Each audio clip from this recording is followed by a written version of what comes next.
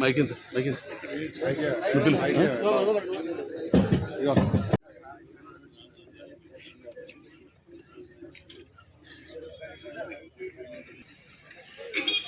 ఇప్పుడు ఈరోజు జఫ్రాగఢ్ మండల కేంద్రంలో పిఎస్ఎస్ ఆధ్వర్యంలో రాష్ట్రంలోనే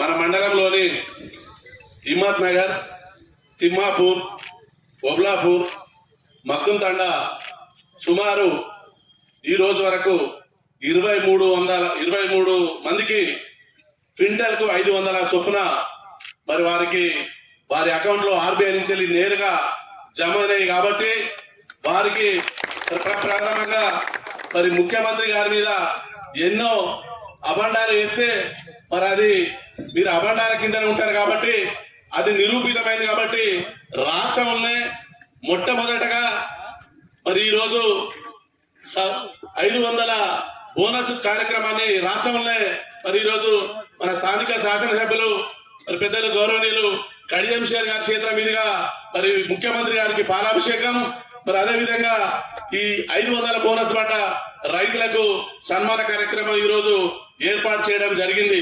మరి కార్యక్రమానికి ముఖ్య అతిథులుగా విచ్చేసిన టెస్కాప్ చైర్మన్ పెద్దలు మార్నేని రవీంద్రరావు గారు, మరి market chairman AMC Lavanya Reddy గారు, వైస్ చైర్మన్ నూకరైలే గారు, మా PSS vice chairman Mogilipaka Narasimham గారు, మరి ఏఎంసీ డైరెక్టర్లు, పిఎస్ఎస్ డైరెక్టర్లు, మరి ఇక్కడికి వచ్చిన రైతులకు ముఖ్యంగా 500 బోనస్ పొందిన వీడికి వచ్చిన రైతులకు, మీడియా మిత్రులకు, మరి వివిధ హోదాలో ఉన్న నాయకులకు, కాంగ్రెస్ పార్టీ కుటుంబ సభ్యులందరికీ పేరు పేరున ఈ రోజు రాష్ట్రంలో మొట్టమొదటిసారి ఈ కార్యక్రమం చేస్తున్నందుకు మీ అందరికీ ముఖ్యమంత్రి గారి తరఫున, మన ఎమ్మెల్యే గారి తరఫున మీ అందరికీ శిరస్సు ఉంచి నమస్కారాలు తెలియజేస్తున్నా.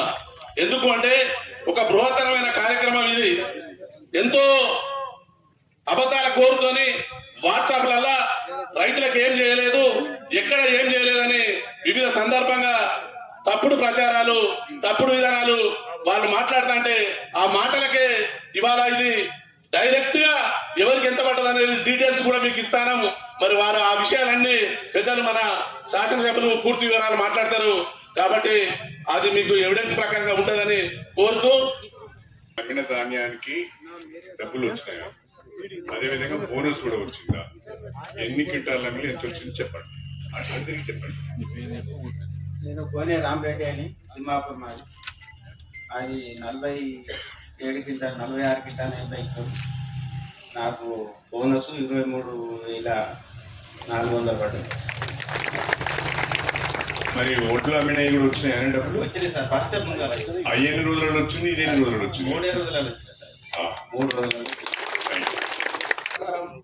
నా పేరు పున్నాల నాగరాజు, తిమ్మాపూర్ విలేజ్. నేను సన్నధాన్యము 67 క్వింటాల 60 కిలోలు వడ్లు అమ్మినాము. ఫస్ట్ 2 రోజులలోనే డబ్బులు పడ్డాయి. ఆ తర్వాత 1 రోజుల మనకు బోనస్ 500 పడడం మెసేజ్ రావడం జరిగింది. సంతోషించడం. ఈ యొక్క బోనస్ను మన రేవంత్ రెడ్డి గారి కాంగ్రెస్ పార్టీ తరఫున నేను సంతోషం వ్యక్తం చేస్తున్నాను. చాలా సంతోషము.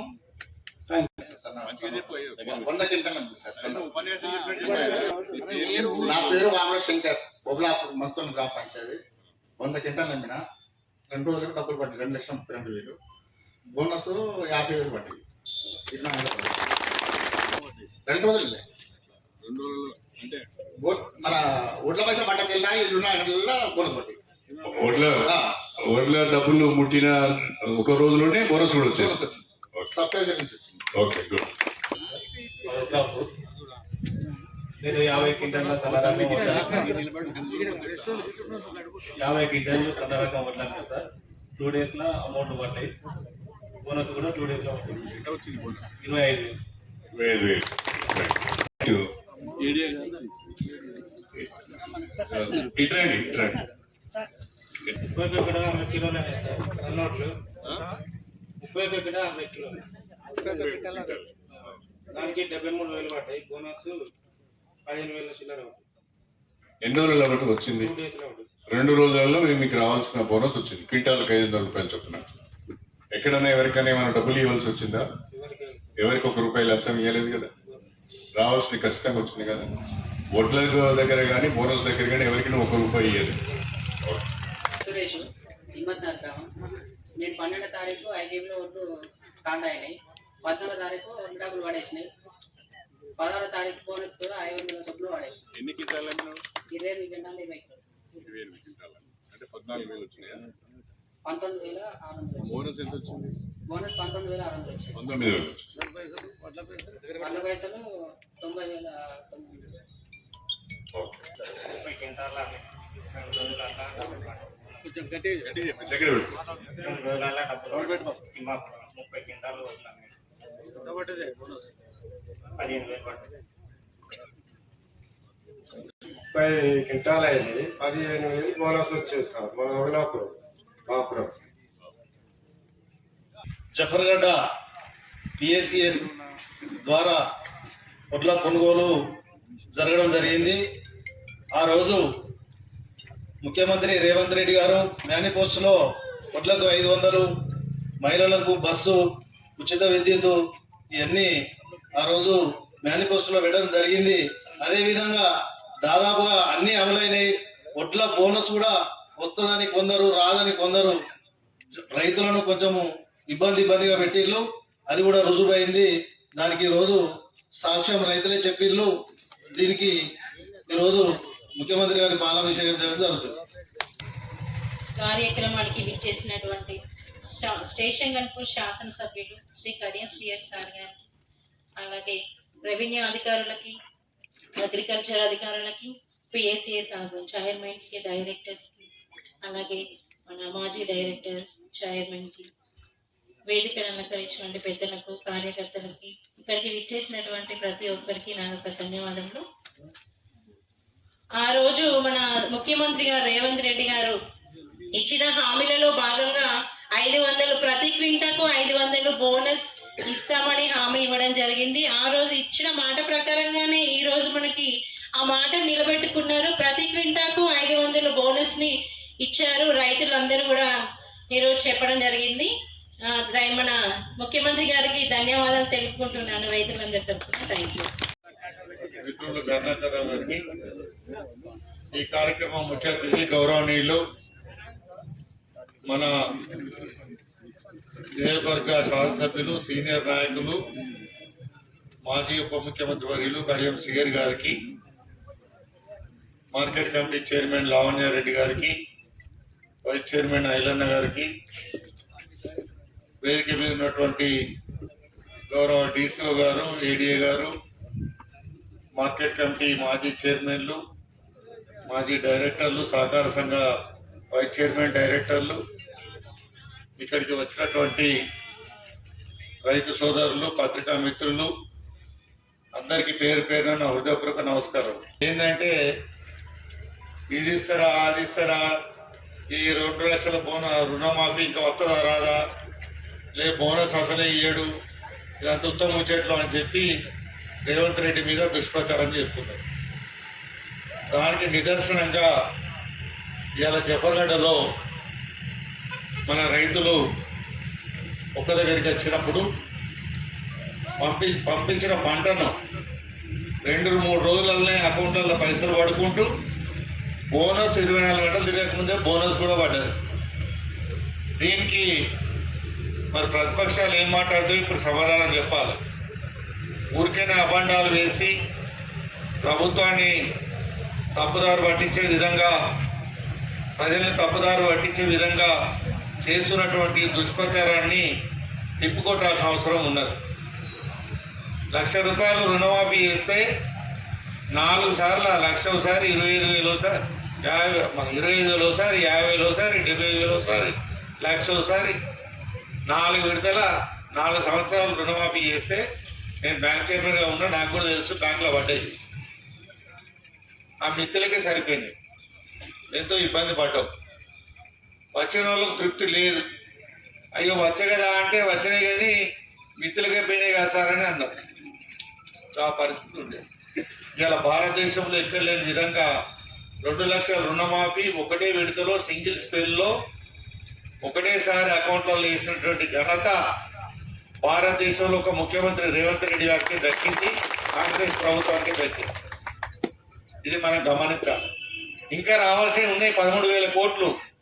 అది కూడా ఇస్తామంటారు, ఏమని చెప్తలేరు. మనకున్నటువంటి కొన్ని కాగితాల తప్పుల వల్ల, కొన్ని కంప్యూటర్ ఎర్రర్స్ వల్ల అకౌంట్ నెంబర్ తప్పువాడో, ఆధార్ కార్డు తప్పువాడో, లేకుంటే ఒక్క వ్యక్తికి 2 బ్యాంకులలో అకౌంట్లు ఉండో, ఇంకా ఏదైనా కారణాల వల్ల మాత్రమే ఆగిపోయినటువంటివి ఉన్నాయి. అవి కూడా పూర్తిగా ఇస్తా అని చెప్తున్నారు. అలా ఎలాంటి అనుమానం పెట్టుకోవాల్సిన అవసరం లేదని చెప్తున్నారు. ఇంత స్పష్టంగా చెప్తున్నటువంటి పరిస్థితిని కూడా గమనించకుండా ఊరికేనే అబండాలు వేస్తున్నారు. ఇది గమనించాలి. ఏడాది కాలం గడవక ముందే ఇచ్చినటువంటి హామీలతో పాటుగా ఈ రోజున బోనస్ హామీ కూడా నిలుపుకున్నటువంటి ప్రభుత్వము రేవంత్ రెడ్డి గారి ప్రభుత్వం. మరి ఇది అందరం కూడా గమనించాల్సిన అవసరం ఉంది. ఇలా పెద్దలు సీనియర్ నాయకులు, మన నియోజకవర్గ ఆపద్ బంధువు మొదటి నుంచి కూడా ప్రతి గ్రామానికి 50 నుంచి 100 పేర్లు నోటితోటి పిలవగలిగి మందలిచ్చే శక్తి ఉన్నటువంటి నాయకుడు మన కడియం శ్రేయర్ గారు. వారి నాయకత్వంలో ఇక్కడ చిన్న విషయమైనా, ఎక్కడ ఏ తప్పు జరిగినా ప్రభుత్వంలో కానీ మరి అధికారుల దగ్గర కానీ ఎక్కడ కూడా ప్రభుత్వం నుంచి రావాల్సినటువంటి మరి నిధులు కానీ, మరి సబ్సిడీలు కానీ, రావాల్సినటువంటి స్కీమ్స్ కానీ రాకుంటే ఊరుకునే పరిస్థితి కడియం శ్రేయర్ గారి దగ్గర లేదు.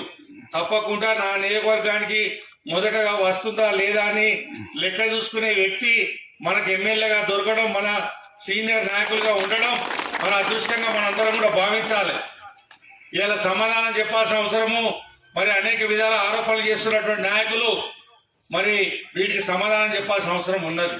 ఊరికనే అబండాలు వేసి సోషల్ మీడియా ఒకటి దొరికింది, సోషల్ మీడియాలో ఏది పడితే అది పెడతా ఉన్నారు. అది నిజమా అబద్ధమా అనేది తెలియదు. మనం ఓపెన్ చేసి చూడగానే వచ్చింది నిజమే అని మనం అనుకుంటాం. అది పెట్టిందో వాళ్ళకి ఏమన్నా కొంచెం పద్ధతి ఉన్నదా, ఆయనకు ఆ శక్తి ఉన్నదా, ఆయన మాట్లాడే పద్ధతి ఉన్నదా అని కూడా మనం ఆలోచిస్తలేము. అదన్నీ నిజమని మనకు నమ్ముతా ఉన్నాం. కాబట్టి అట్లాంటి విషయాలను కూడా మనం తిప్పికొట్టాల్సిన అవసరం కూడా మనందరి మీద ఉన్నది. రైతులుగా ఇప్పుడు మంచిగా పంటలు పండినాయి, మరి కాలమైంది, ముందుకెళ్తున్నాం, విత్తనాలు దొరుకుతున్నాయి, ఎరువులు దొరుకుతున్నాయి, ఎక్కడ కూడా ఎలాంటి ఇబ్బంది లేదు. రుణాలు కూడా పెద్ద ఎత్తున రుణాలు కూడా ఇస్తున్నాం. ఇలా 680 కోట్ల ఉన్నటువంటి మన కోఆపరేటివ్ బ్యాంకు ఇలా 2,000 కోట్లకు చేరింది. రుణాల పంపిణీలో 1,500 కోట్ల రుణాలు ఒక కోఆపరేటివ్ బ్యాంకు ద్వారానే ఇచ్చినాం. క్రాప్ లోన్లు ఇచ్చినాం, మార్టిగేజ్ లోన్లు ఇస్తున్నాం. ఇతర మన వ్యవసాయదారు కుటుంబంలో పుట్టినటువంటి పిల్లలు ఉన్నత విద్య చదువుకొని విదేశాలకు వెళ్ళాలంటే కమర్షియల్ బ్యాంకులకు వెళ్తే మీ ప్రాపర్టీ సిటీలో ఏమైనా ఉన్నదా, ఇల్లు ఉన్నదా అని అడుగుతారు. కాబట్టి అట్లాంటి పరిస్థితుల్లో పోయే పరిస్థితి లేదు. కోఆపరేటివ్ బ్యాంక్ ఒక స్కీమ్ ఆలోచన చేసి మేము ముందుకు తీసుకొచ్చి ఇప్పటి వరకు 350 మంది పిల్లలను వ్యవసాయ భూముల మీదనే రుణం ఇప్పించి వాళ్ళని విదేశాలకు పంపినటువంటి ఏకైక బ్యాంకు జిల్లా సహకార బ్యాంకు. 350 మంది పిల్లలను మరి విదేశాలకు పంపించడం జరిగింది. రేపటి భవిష్యత్తులో కూడా పంపించడం జరుగుతున్నది. ఇవన్నీ కూడా రూపకల్పన మరి కాంగ్రెస్ పార్టీ ప్రభుత్వంలో ఆలోచన చేసి ప్రతి విషయంలో కూడా ఏ విధంగా ముందుకెళ్లాలని వాళ్ళు గైడ్లైన్స్ ఇచ్చుకుంటూ మమ్మల్ని ముందుకు పంపించడం జరుగుతూ ఉన్నది. పెద్దలు కడియం శ్రేయర్ గారు ఎప్పటికప్పుడు ఏం జరుగుతుంది, ఏ విధంగా చేయాలి, బ్యాంకులు ఏ విధంగా ముందుకు తీసుకెళ్లాలి, రైతులకు ఏ విధంగా లబ్ధి చేకూర్చాలని ప్రతి విషయంలో నాతోటి మాట్లాడుకుంటూ మాకు సరైన విధంగా సలహాలు సూచనలు ఇచ్చుకుంటూ ముందుకు నడిపిస్తున్నటువంటి సీనియర్ నాయకులు మన శాసనసభ్యులు కడియం శ్రేయర్ గారు మాకు అండదండగా వండుకుంటూ ముందుకు నడిపిస్తున్నటువంటి విషయం. ఆ రోజున డిసి బ్యాంక్ చైర్మన్ కావడానికి కూడా రవీంద్రరావును అంతకుముందు సొసైటీ చైర్మన్ చేసినావు, నువ్వు అనుభవం ఉన్నది, నువ్వు చేయగలుగుతావు, ముందుకు రమ్మని చెప్పి నన్ను ప్రోత్సహించి ఆహ్వానించి ముందుకు తీసుకొచ్చినటువంటి వ్యక్తి మా గురువర్యులు మరి కడియం శ్రీయర్ గారికి మీ అందరి పక్షాన మరొకసారి రాజకీయాల్లో వారిని చూసి చాలా నేర్చుకోవాల్సిన అవసరం ఉన్నది. క్రమశిక్షణ, నీతి, నిజాయితీకి మారుపేరినటువంటి వ్యక్తిగా ఉన్నటువంటి కడియం శ్రీయర్ గారిని చూసి రాజకీయాలలో ఉన్నటువంటి వాళ్ళు, రేపటి భవిష్యత్తులో రాజకీయాలకు రావాలనుకునేటువంటి వాళ్ళు, ఉన్నటువంటి వాళ్ళు కూడా ఏమైనా తప్పులు చేస్తే వారిని చూసి సరి చేసుకోవాల్సిన అవసరం కూడా మాట్లాంటి వాళ్ళ మీద ఉన్నదని కూడా ఈ సందర్భంగా తెలియజేస్తా ఉన్నాం. కాబట్టి ఇక నుంచి ఈ చెడు ప్రచారాన్ని మానుకోండి. ఇప్పటికైనా జఫర్గఢ నుంచి ఒక వేదిక ఏర్పాటు చేసి ఇక్కడి నుంచి మీకు సరైన విధంగా సమాధానం చెప్పే విధంగా ఇంతమంది రైతులతోటి మాట్లాడించి బోనస్ వస్తున్నది అనే విషయాన్ని స్పష్టం చేసిన విధానం. ఇప్పుడే ఐలన్ అన్నాడు, అది వస్తుందో రాదో అనుమానం పడతారు చాలా మంది అని. ఆ అనుమానం ఎవరు పెట్టించారు? వస్తే రావో పెట్టకూరే అని కూడా చెప్పారు కొంతమందికి. కాంటాలు పెట్టకూరి వస్తే రావో అని కూడా చెప్పారు. ఈ పరిస్థితులలో ఎవరు కూడా అధైర్యపడాల్సిన అవసరం లేదు. అందరు కూడా మరి సహకార సంఘాల కాంటాల కాడ కానీ, ఐకేపీ ఏర్పాటు చేసిన కాంటాల కాడ కానీ మీ ధాన్యాన్ని పెట్టండి. మరి ఈ విధంగానే అకౌంట్లలో బోనస్ తో పాటుగా మీ అకౌంట్, మీ వడ్ల పైసలు కూడా పడే అవకాశం కూడా ఉన్నది, వెంటనే వస్తున్నాయనే విషయాన్ని స్పష్టంగా తెలియజేస్తూ ఉన్నాం. అదేవిధంగా పెద్దలు కడియం శ్రీయర్ గారు చెప్తారు కావచ్చు, రేపటి ముఖ్యమంత్రి బహిరంగ సభ కూడా మన జిల్లాకు రావడం, మరి మన అందరం కూడా ముఖ్య నాయకులము, రైతు సోదరులము, రైతుకు మరి పక్షపాతగా నిలబడి మరి రైతు బంధుగా నిలబడేటువంటి రేవంత్ రెడ్డి గారికి ఆ మీటింగ్ కు మనందరం కూడా కదిలి వెళ్దామని చెప్పి మరి మీ అందరికి కూడా తెలియజేసుకుంటూ ఈ అవకాశం ఇచ్చి మమ్మల్ని ఆహ్వానించినటువంటి పెద్దలు కడియం శ్రీయర్ గారికి మరి బ్యాంకు పక్షాన మరి మా పక్షాన ప్రత్యేక కృతజ్ఞతలు, ధన్యవాదాలు తెలియజేస్తూ మరి కరుణాకర్రావు గారు పక్క నుంచి ఇట్లా అంటాడు, బంగ్లా చూపిస్తాడు, ఆ బంగ్లా సంగతి ఏంటని అడుగుతాడు. కాబట్టి ఆ బంగ్లా రిపేర్ గురించి కూడా తప్పకుండా ఆలోచన చేసి దాన్ని రిపేర్ చేసి మరి అది పనికి వస్తుందా, పనికి రాదా, లేకుంటే కొత్తది కట్టాల్సి ఉంటుందా అనే విషయం ఆలోచన చేసి తప్పకుండా దాన్ని కూడా ఒక రూపాన్ని తీసుకొచ్చి దాన్ని ముందుకు తీసుకెళ్తామని చెప్పి మరి సభాముఖంగా హామీ ఇస్తూ ఈ అవకాశం ఇచ్చిన మీ అందరికీ మరొకసారి కృతజ్ఞతలు, ధన్యవాదాలు తెలియజేస్తూ మరి రైతులు పండించిన సన్నాలకు బోనస్ వచ్చింది, దాన్ని ఒక పండుగలాగా జరుపుకుందామన్న ఉద్దేశంతో నాకు చెప్పింది. కానీ ఇప్పుడు ఇక్కడ పిలిచిన ఉద్దేశం వేరుగా ఉన్నది. ఆ బిల్డింగ్ చూపించింది కడతావా సస్తావా అని అడుగుతాను. ఇప్పుడు వచ్చిందా తెలిసింది, నన్ను పిలిచింది అందుకు కాదు ఇందుకు.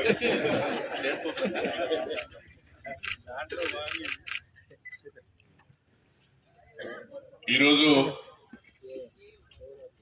రాష్ట్రంలో ఉన్న కాంగ్రెస్ ప్రభుత్వం,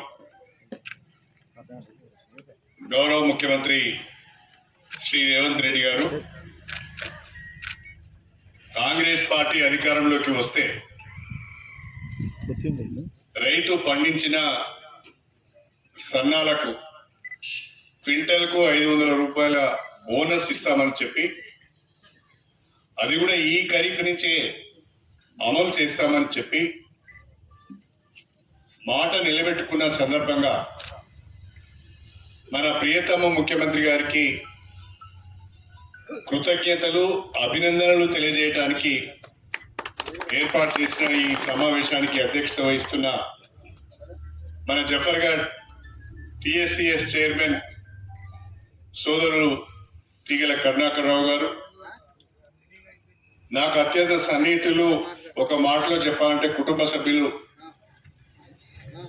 నిత్యం ప్రజల్లో ఉంటూ చక్కటి రాజకీయాలు నేర్పుతున్న మన టెస్కాప్ చైర్మన్, డిసిసిబి చైర్మన్ సోదరులు మార్నేని రవీంద్రరావు గారు, మొన్న ఈ మధ్యనే మన ప్రియతమ ముఖ్యమంత్రి గారి ఆశీస్సులతో గణపురం వ్యవసాయ మార్కెట్ చైర్పర్సన్ గా పదవి బాధ్యతలు చేపట్టిన సోదరి శ్రీమతి లావణ్య శిరీష్ రెడ్డి గారు, మార్కెట్ కమిటీ వైస్ చైర్మన్ సోదరులు మన మండల పార్టీ అధ్యక్షులు నూకల ఐలయ్య గారు, వేదిక పైన మన మార్కెట్ కమిటీ డైరెక్టర్లు, పిఎస్సిఎస్ వైస్ చైర్మన్ గారు, పిఎస్సిఎస్ డైరెక్టర్లు, డిసిఓ గారు, ఏడీ అగ్రికల్చర్ గారు, ఇతర అధికారులందరికీ, వేదిక పైన పెద్దలందరికీ,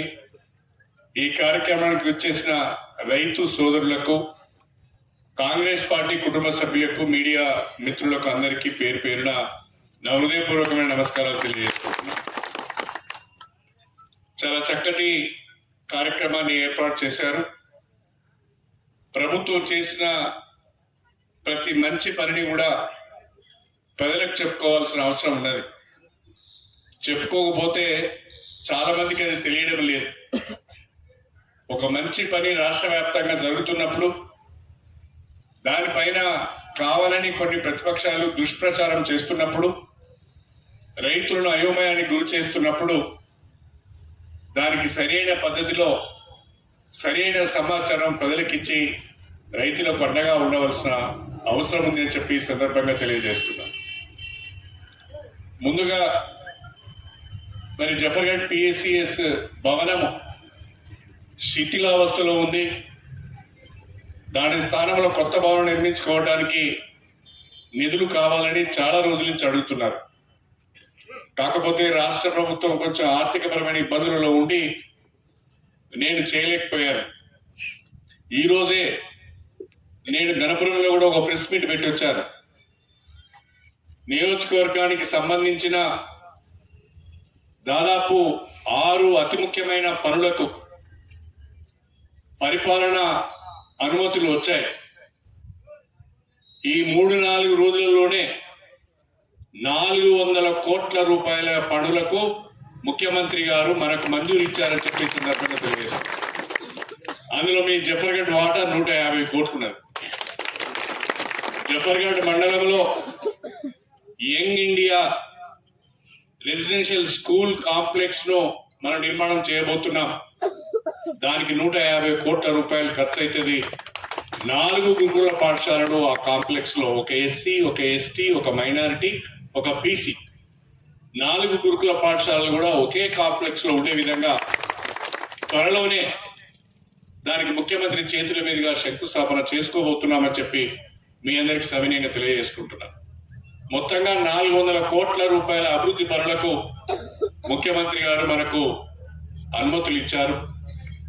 డిసెంబర్ చివరి వారంలో కానీ జనవరి మొదటి వారంలో కానీ ముఖ్యమంత్రి గారు ఇచ్చిన సమయాన్ని, తేదీని దృష్టిలో పెట్టుకొని వారి చేతుల మీదుగానే శంకుస్థాపనలు చేసి ఒక భారీ బహిరంగ సభ ఏర్పాటు చేయాలనే ఆలోచనతో ఉన్నాను. అందుకు మీ అందరి సహకారం కూడా కావాలని చెప్పి నేను సందర్భంగా ఆ అభివృద్ధిలో భాగంగా ఈ పిఎస్సిఎస్ బిల్డింగ్ తప్పకుండా ఒక నెల రోజుల లోపల ఏదో ఒక నిధుల నుండి ముందుగా పని ప్రారంభించడానికి 1 కోటి రూపాయలు వెంటనే మంజూరు చేపిస్తారని చెప్పి సందర్భంగా తెలియజేస్తున్నారు. మీరు మన కరుణాకర్ రావు గారిది పిఎస్సిఎస్ వాళ్ళది ఫిబ్రవరిలో కాలం అయిపోతానంటున్నారు, టైం అయిపోతున్నారు. నీ టైం అయిపోయే లోపలనే నువ్వు శంకుస్థాపన చేసే పోదు. ఆ రాయి మీద నీ పేరు ఉంటుంది. నువ్వేం భయపడకు, ఇక ఊరికి ఆగం కాకు. తప్పకుండా అది మంజూరు చేపిస్తారని చెప్పి ఈ సందర్భంగా సవినయంగా తెలియజేసుకుంటున్నా. ప్రధానంగా మన ముఖ్యమంత్రి తెలంగాణ రాష్ట్రంలో వ్యవసాయానికి పెద్దపీట వేయడం, రైతు సంక్షేమం కొరకు అనేక విప్లవాత్మకమైన నిర్ణయాలు తీసుకుని ముందుకు వెళ్తున్న విషయాన్ని మనం గమనిస్తున్నాం. రాష్ట్రంలో రైతులు పండించిన పంటకు మద్దతు ధర లభించాలని, అక్కువకు రైతులు వాళ్ళ ధాన్యాన్ని అమ్ముకోకూడదు అంటే ప్రభుత్వ పరంగా ధాన్యం కొనుగోలు కేంద్రాలు ఉంటే పోటీ ఉంటుంది. ఆ పోటీలో రైతుకు దక్కవలసిన ధర దక్కుతుందనే ఆలోచనతోని ఇవాళ రాష్ట్రంలో పెద్ద ఎత్తున ఐకేపీ ఆధ్వర్యంలో, పిఎస్సిఎస్ ఆధ్వర్యంలో వందలాది ధాన్యం కొనుగోలు కేంద్రాలు ఏర్పాటు చేయడం జరిగింది. ధాన్యం కొనుగోలు కేంద్రాలు ప్రతి గ్రామంలో దాదాపుగా ప్రతి గ్రామంలో మనము ధాన్యం కొనుగోలు కేంద్రాలను ఏర్పాటు చేసుకున్నాం. రైతులు ధాన్యం కొనుగోలు కేంద్రాలకి ఇప్పుడిప్పుడే వస్తున్నారు. మొన్నటి వరకు ఎక్కువ కోతలు కాలే, ఇప్పుడు కోతలు ముమ్మరమైనాయి. ఇప్పుడు ధాన్యం పెద్ద ఎత్తున కొనుగోలు కేంద్రాలకు వస్తున్నది. ఇప్పుడే రైతులందరూ కూడా చెప్పారు, మేము ధాన్యాన్ని కాంటా చేసిన 3-4 రోజులకే ధాన్యానికి సంబంధించిన మా డబ్బులు మాకు అకౌంట్లో జమ అవుతున్నాయని చెప్పారు. అంతేకాకుండా సంతోషకరమైన విషయం ఏంటంటే రాష్ట్ర ప్రభుత్వం ప్రకటించిన సన్నాలకు క్వింటల్కు 500 రూపాయల చొప్పున బోనస్ కూడా వెంటనే మా అకౌంట్లోకి వస్తున్నదని చెప్తున్నారు. ఇప్పుడు ప్రతిపక్షాలు ఆలోచించాలి, ప్రత్యేకంగా బీఆర్ఎస్ వాళ్ళు బీజేపీ వాళ్ళు ఆలోచించాలి. జఫర్గఢ్ లో ఈనాడు రైతులు మాట్లాడిన మాటలు ప్రతిపక్షాలు వినాలి. రాష్ట్రంలో కాదు, ఈ జిల్లాలోనే ఇప్పటి వరకు 272 మంది రైతులకు వాళ్ళు అమ్మిన ధాన్యానికి బోనస్ క్రెడిట్ అయింది. 56 లక్షల రూపాయలు వాళ్ళ అకౌంట్లోకి వెళ్ళిపోయినాయి. నిన్న ఆదివారం అయింది, సెలవు దినం. ఇవాళ మళ్ళా బోనస్ వాళ్ళ క్రెడిట్ అవుతున్నది. ప్రతిరోజు బోనస్ క్రెడిట్ అవుతూనే ఉంటది. రైతులు ఎవరికి అనుమానం అవసరం లేదు. 600 అయినా అప్పు చేసి అయినా రైతు పండించిన పంటకు మద్దతు ధర కల్పిస్తూనే సన్నాలకు క్వింటాలకు 500 రూపాయల చొప్పున బోనస్ ఇచ్చే కార్యక్రమానికి కట్టుబడి ఉన్నామని చెప్పి ఈ సందర్భంగా నేను సవినయంగా తెలియజేసుకుంటున్నాను. మొన్న ఈ మధ్యన ఒక ఆయన మాట్లాడుతున్నాడు, బీఆర్ఎస్ వర్కింగ్ ప్రెసిడెంట్ కేటీఆర్ గారు ఒక మాట మాట్లాడుతూ, ఎక్కడో సభలోనో పత్రికా విలేకరుల సమావేశంలో మాట్లాడుతూ, తెలంగాణ రాష్ట్రంలో ఏ ఒక్క రైతుకైనా బోనస్ ఇచ్చినట్టుగా నిరూపిస్తే బీఆర్ఎస్ సంబంధించిన మొత్తం ఎమ్మెల్యేలు రాజీనామా చేస్తామని చెప్పిండు. నేను జఫర్గఢ్ వేదిక నుంచి కేటీఆర్ గారిని అడుగుతున్నా, మా పిఎస్సిఎస్ ధాన్యము కొనుగోలు కేంద్రాలలో ఎవరైతే రైతులు ధాన్యం అమ్ముకున్నారో అందులో కొంతమందికి ఇవాళ బోనస్ వచ్చిందని రైతులే స్వయంగా చెప్పారు. బహుశా ఇది రైతుల మాటలు మీడియాలలో మీరు చూస్తారు, మీరు విని ఉంటారు. దానిపైన మీరన్న మాటకు కట్టుబడి రాజీనామా చేస్తారా లేదో ఆలోచించుకోవాలని చెప్పి నేను ఈ సందర్భంగా తెలియజేస్తున్నాను. మరీ తొందరపడుతున్నారు ఎందుకో. సంవత్సరం తిరగక ముందే 10 సంవత్సరాలలో కావలసినంత పని అయిపోవాలని అనుకుంటున్నారు. కానీ కాంగ్రెస్ ప్రభుత్వానికి కూడా ఒక 5 సంవత్సరాల సమయం ఇద్దాం. అప్పులైంది, రాష్ట్రం అప్పుల పాలైంది. వాళ్ళు సర్దుబాటు చేసుకోవడానికి, సరి చేసుకోవడానికి, కొత్త వనరులు చూసుకోవడానికి కొంత సమయం ఇద్దామనే ఆలోచన వాళ్ళలో కనిపించడం లేదు. అధికారం పోయిందనే అక్కసుతో అధికారం ఇన్ని రోజులు చెలాయించిన వాళ్ళు, ప్రజలను మర్చిపోయి అహంకారంతో వ్యవహరించిన వాళ్ళు, తెలంగాణ వనరులను దోచుకున్న వాళ్ళు ఇవాళ ప్రభుత్వం పైన విరుచుకబడుతున్నారు, ముఖ్యమంత్రి పైన విరుచుకబడుతున్నారు. అది చేయలేదు, ఇది చేయలేదని మాట్లాడుతున్నారు. చేయటానికి, ఒక్కొక్కటి చేయటానికి వనరులు కావాలి, రాష్ట్రానికి ఆదాయం కూడా కావాలి. మన ఇంట్లో ఒక పెళ్లి చేస్తాం, మన దగ్గర డబ్బులు లేకుంటే అప్పు చేసి పెళ్లి చేస్తాం. ఆ అప్పు తీర్చడానికి మనకు 4-5 సంవత్సరాల టైం పడుతుంది. తీర్చలేకపోతే ఉన్న పొలం అమ్ముతాం, లేకుంటే ఇల్లు అమ్ముతాం, మనము అప్పు తీర్చుకుంటాం. ఆ రకంగా నేను సమయం ఇచ్చి మాట్లాడాలి. కానీ రాష్ట్రంలో ఉన్న బీఆర్ఎస్ పార్టీకి కానీ, రాష్ట్రంలో ఉన్న బీజేపీ పార్టీకి కానీ, ఈ తెలంగాణ అభివృద్ధి చెందాలని కానీ, రైతులు బాగుపడాలని కానీ, దానికి కావలసిన సహాయం మేము అందిస్తామని కానీ ఒక్కరోజు కూడా మాట్లాడతలేదు. అనునిత్యము ప్రభుత్వం పైన విమర్శలు చేయడమే పనిగా పెట్టుకున్నారు.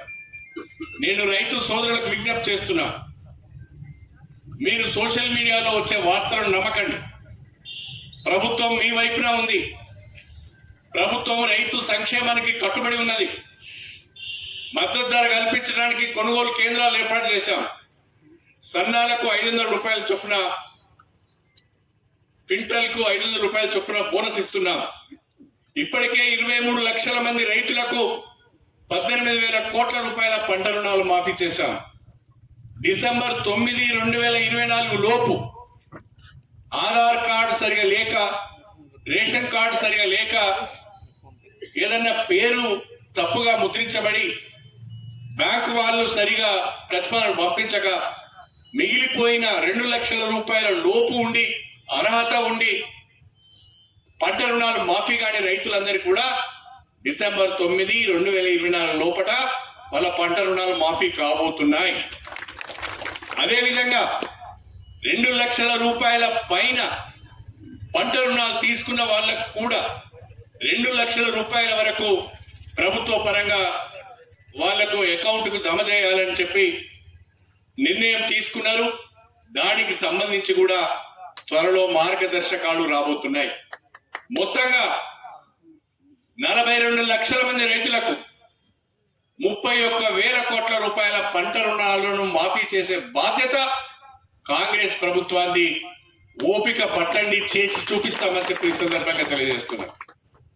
మీరు చేసిన అప్పులకు మిత్తి కట్టలేకపోతున్నాం, మీరు చేసిన అప్పులకు వాయిదాలు చెల్లించలేకపోతున్నాం. కొత్తగా ఎక్కడి నుంచో డబ్బులు ఊడిపడవు.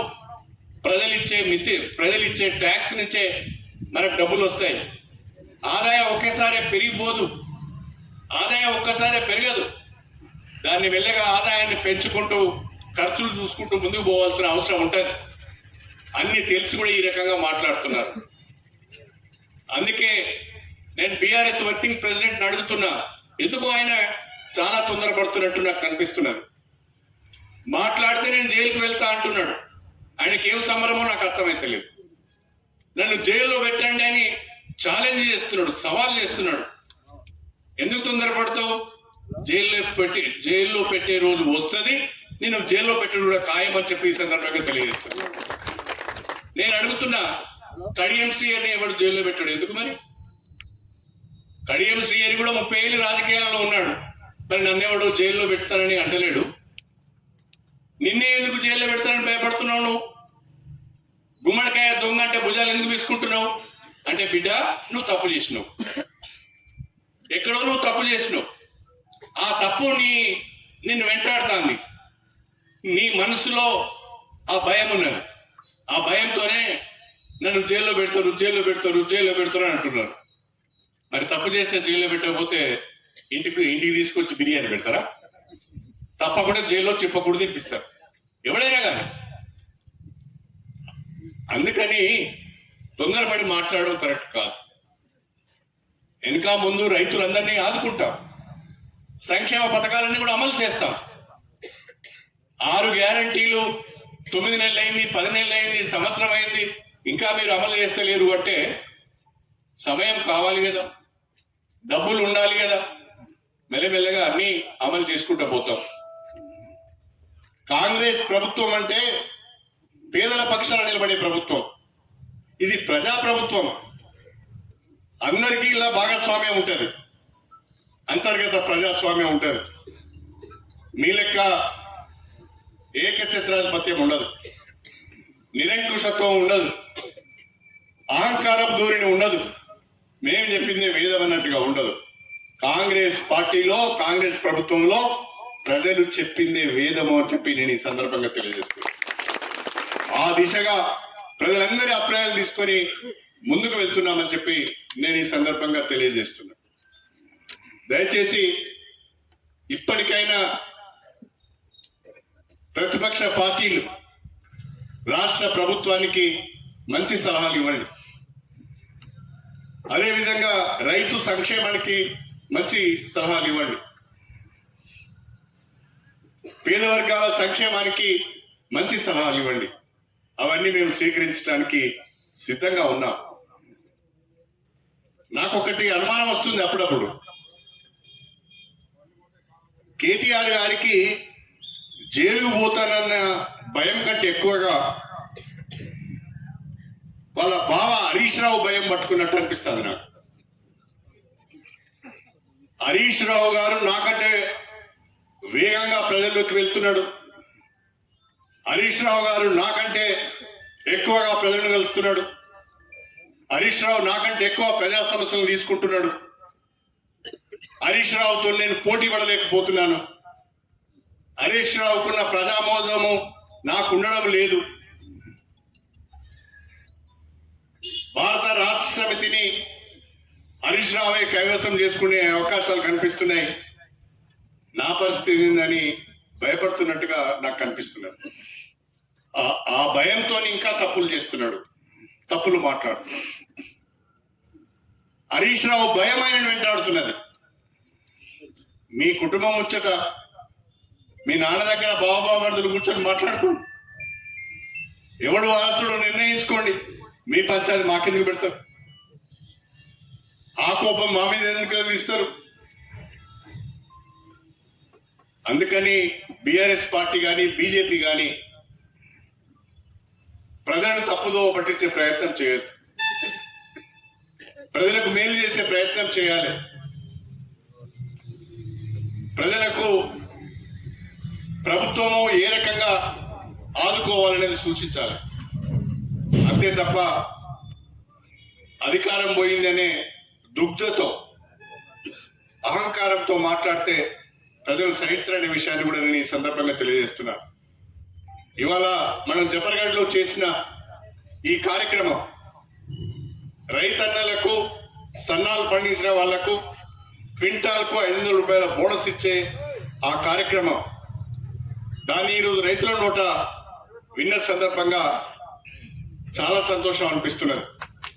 ఇది రాష్ట్ర వ్యాప్తంగా ఉన్న రైతులందరికీ కూడా తెలియాలనే ఈ కార్యక్రమం చేశాం. ఇప్పటికైనా రైతులందరూ ప్రభుత్వాన్ని మీద నమ్మకం ఉంచి మీరు పండించిన పంటను ఐకేపీ కేంద్రాలకు, పిఎస్సిఎస్ ధాన్యం కొనుగోలు కేంద్రాలకు తీసుకువచ్చి మద్దతు ధరతో పాటు రాష్ట్ర ప్రభుత్వం అందిస్తున్న బోనస్ను కూడా తీసుకోవాలని చెప్పి నేను ప్రత్యేకంగా విజ్ఞప్తి చేసుకుంటూ ఈ చక్కటి కార్యక్రమం ఏర్పాటు చేసిన సోదరులు కరుణాకర్ రావు గారికి హృదయపూర్వకంగా అభినందనలు తెలియజేస్తూ మీ అందరి దగ్గర సెలవు తీసుకుంటున్నాను. అందరికీ